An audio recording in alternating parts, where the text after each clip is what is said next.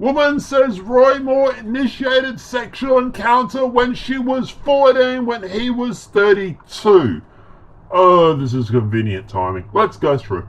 Lee Kaufman, might be mispronouncing, says when she was 14 years old when an older man approached her outside a courtroom in Elza County, Alabama. She was sitting on a wooden bench with her mother when they both recall when a man introduced himself as Roy Moore. It was early 1979 and Moore, now the Republican nominee in Alabama, like I said, convenient, was a 32-year-old assistant district attorney. He struck up a conversation, Kaufman and her mother say, and offered to watch the girl while her mother went inside for a child custody hearing. He said, "Oh, you don't want her to go in there and hear all that? I'll stay out here with her," says Kaufman's mother, Nancy Wells, 71.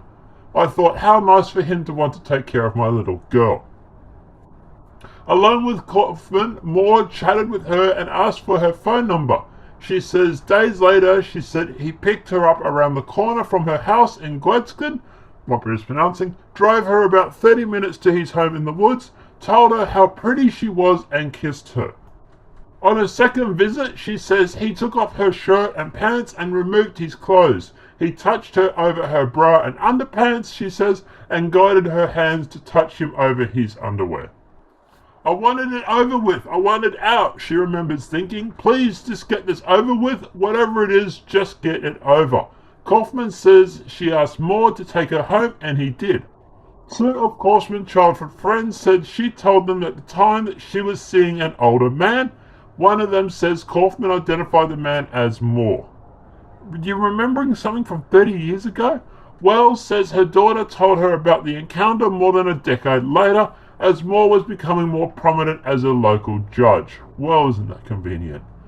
Aside from Kaufman, 3 other women interviewed by the Washington Post in recent weeks say Moore pursued them when they were between the ages of 16 to 18, when he was in his early 30s.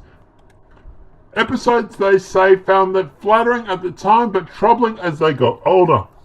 None of the 3 women say Moore forced them into any sort of relationship or sexual contact.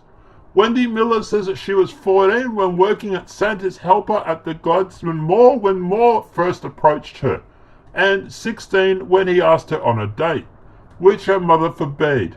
Debbie Wedston Gladstone says that she was 17 when Moore spoke to her in high school civics class and asked her out on the first of several dates and did not process beyond kissing. Gloria Thank Dawson says that she was 18-year-old cheerleader when Moore began taking her out on dates that included bottles of mother's wine. The legal drinking age in Alabama was 19.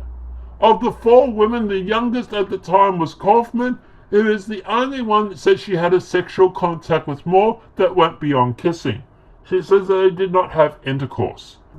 Written in a statement, Moore denied the allegations. These allegations are completely false and a desperate political attack by the National Democratic Party and the Washington Post on this campaign. Moore, now 70, said.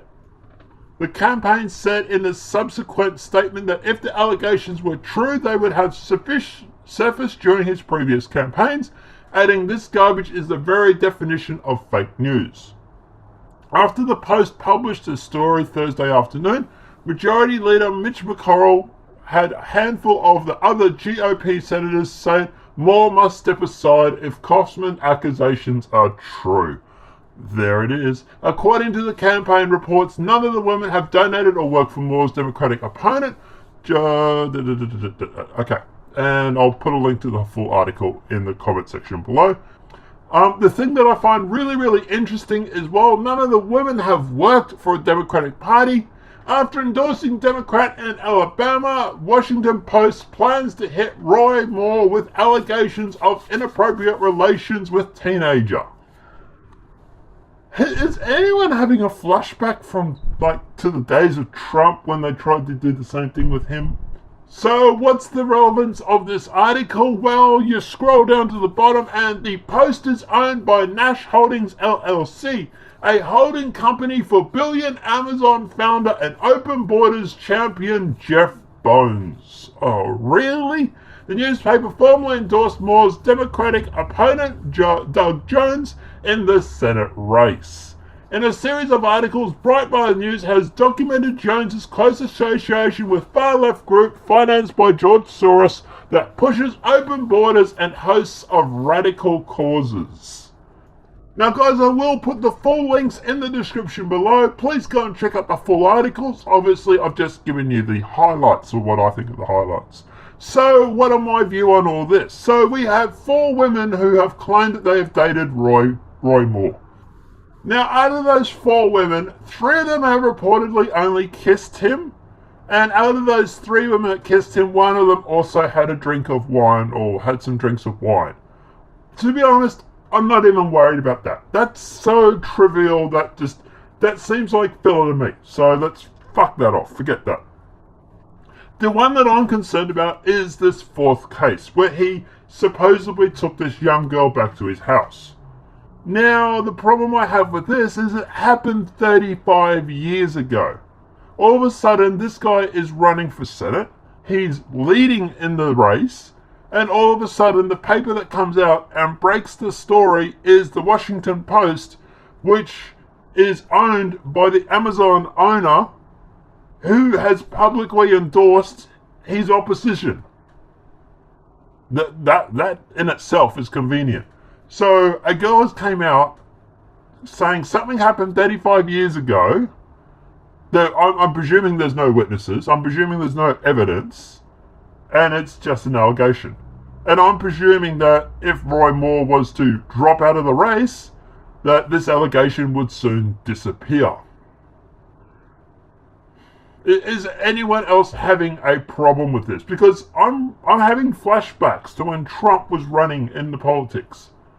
He was going through and he faced the same allegations against him. Well, not the same, but similar allegations against him then. And what happened? All cases were dismissed without charge, and the court cases completely fell apart. This seems like it's a very political attack, like Breitbart says, and I have to go with Breitbart on this. It seems like it's a political attack to try and discredit him, to get him to lose the race. The Democrats are that desperate to win that they're going to fabricate a story? I know we're supposed to have this whole listen and believe bullshit culture that the feminists want to push, but I'm sorry, I don't do that.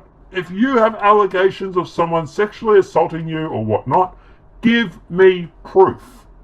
Because from what I'm reading in this story, no one can corroborate her story except her friends. Remember her saying 30-something years ago, which is in itself is quite impressive, that she was dating an older man, and one of them supposedly remembers it was Roy Moore. Really? You remember who your friend is dating 35 years ago? You remember that? Seriously? Because I tell you now, if one of my mates turned around and said, who was I dating 10 years ago? I probably couldn't remember. But you could remember 35 years. Well, that's pretty good effort, I suppose, isn't it? I don't know, guys. Let me know what you think in the comment section below. Do you think that this is just a hit piece to try and get him discredited so he'll lose the race? Or get him to pull out so that Democrats will win? Let me know what your thoughts are in the comment section below.